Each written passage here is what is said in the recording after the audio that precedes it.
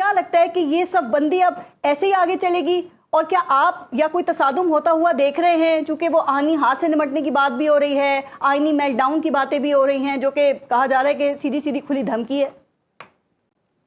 دیکھیں، بات یہ کہ یہ کہنا کہ دو ادارے آمنے سامنے کھڑے ہیں، اگر ہم اس کو اس طرح کہیں کہ سپریم کورٹ کے کچھ جج جو عوامی مینڈیٹ ہے اور جس طرح پاکستان کے جمہوری نظام کا بیڑا غرق کیا گیا اور جس طرح الیکشن کے نام پہ پوری دنیا میں جگ ہنسائی ہوئی، سپریم کورٹ کے جج وہ ٹھیک کرنا چاہتے ہیں یا وہ ٹھیک کرنے کی کوشش کر رہے ہیں، تو میرا خیال یہ تصادم نہیں ہے، یہ تو تاریخ کی درست سمت کی طرف چلنے کا ایک قدم ہے۔ کیا عدلیہ کا کام ہے یہ کرنا جو آپ کہہ رہے ہیں؟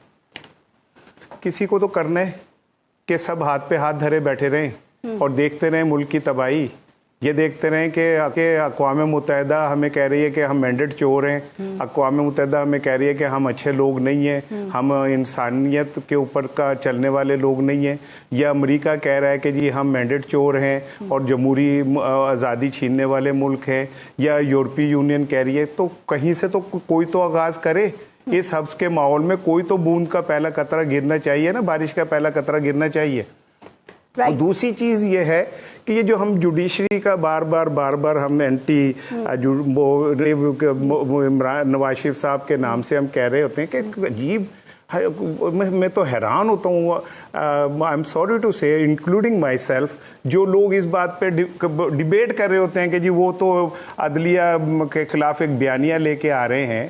نواز شریف صاحب نے کہا کہ جی عدالتیں نے تو ایک سڑک پہ کھڑے ہوئے شخص کو بلا کے کہا ہم آپ کو انصاف دیتے ہیں، تو میں حیران ہو گیا کہ عدالتوں نے تو ایئرپورٹ پہ کھڑے ہوئے شخص کو کہا کہ آئے ہم آپ کو انصاف دیتے ہیں، آپ سڑک کی بات کر رہے ہیں۔ عدالتوں نے تو ایئرپورٹ پہ کھڑے ہوئے شخص کو کہا کہ آ جائیں، اور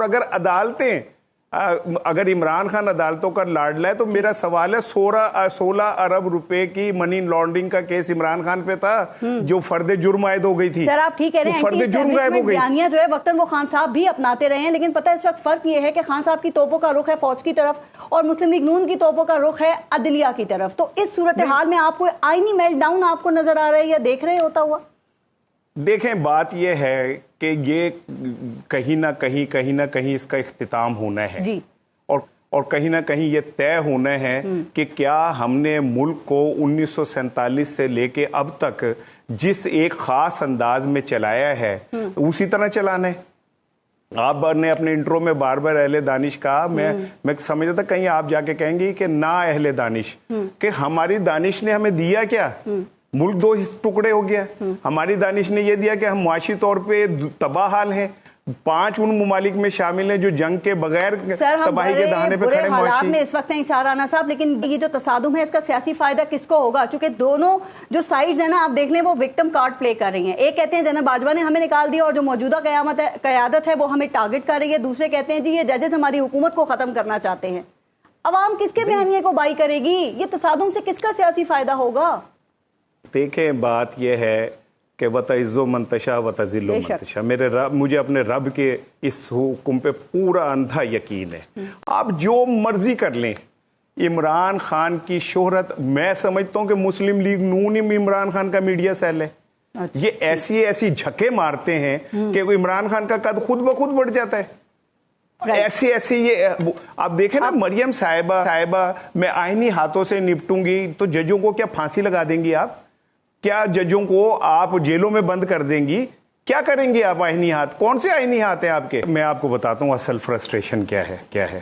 اصل فرسٹریشن یہ کہ یہ تھا گمان کہ لاہور ہائی کورٹ کے چیف جسٹس کو بدلنے کے بعد جو نئی چیف جسٹس آئیں گی نا وہ اور الیکشن کمیشن مل کے کوئی درمیانی راستہ نکالیں گی، لیکن انہوں نے تو بم پھاڑ دیا۔ انہوں نے کہا کہ وہی جج جو ہیں ٹریبیونلز کو ہیڈ کریں گے جو پہلے تھے، اور اب انہیں نظر آ رہا ہے کہ اگر وہ کریں گے تو پھر نہ نواز شریف دونوں حلقوں سے جیتتے نظر آ رہے ہیں، نہ مریم جیتتی نظر آ رہی ہے، تو حکومت خود بخود ختم ہو جائے گی نا۔ آپ بات کو سمجھیں، ان کی اصل فرسٹریشن کیا ہے کہ فارم 45 اگر ان 8 ججوں یہ ٹریبیونلز نے نکلوا لیے تو ان کی حکومت تو اخلاقی طور پہ کیا ویسے ہی ختم ہو جائے گی۔ کیا میں یہ سمجھوں کہ آپ کہہ رہے ہیں کہ یہ فارم 4 کی حکومت ثابت ہو جائے گی؟ پھر जी जी, ये खौफ क्या है? ये आप समझे ना, जिस दिन ये फैसला हुआ कि जी यही जज जो पहले वाले हैं यही ट्रिब्यूनल्स को हेड करेंगे, उसके बाद ही तो मरियम साहिबा का बयानिया इतना खौफनाक हुआ कि उन्हें नजर आ गया। बनाना आर्टिकल 219 क्या हाईकोर्ट का काम है या किसका इख्तियार है? इलेक्शन कमीशन का है ना। ये हुकूमत यही चीख चीख के कह रही है और इलेक्शन कमीशन भी कह रहा है कि जी ये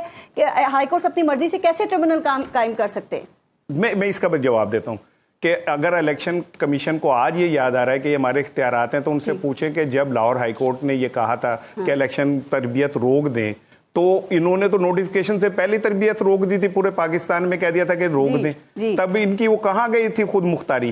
तब तो नोटिफिकेशन के बगैर भी इन्होंने कर लिया था। और दूसरी चीज एक मैं क्लियर करना चाह रहा हूँ, मैं क्या कहते हैं, अमूमन आपके प्रोग्राम में ना कहीं कोई ऐसी 751 सी हो जाती है। नसरुल्लाह मलिक मेरे भाई हैं, वो मैं बात एक सहाफी के तौर पे कर रहा हूँ कि अमरीका ऐसे कहता है या अक़वाम मुत्तहिदा ऐसे करता है, इसका मतलब ये नहीं है कि कोई पीटीआई कह रही है। मैं तो अपनी बात कर रहा हूं, बीइंग जर्नलिस्ट मैं देख रहा हूं कि दुनिया में थू थू कर रही है, दुनिया में चोर डाकू करार दे रही है, ठीक है ना? तो इसमें पीटीआई कहां से आ गई?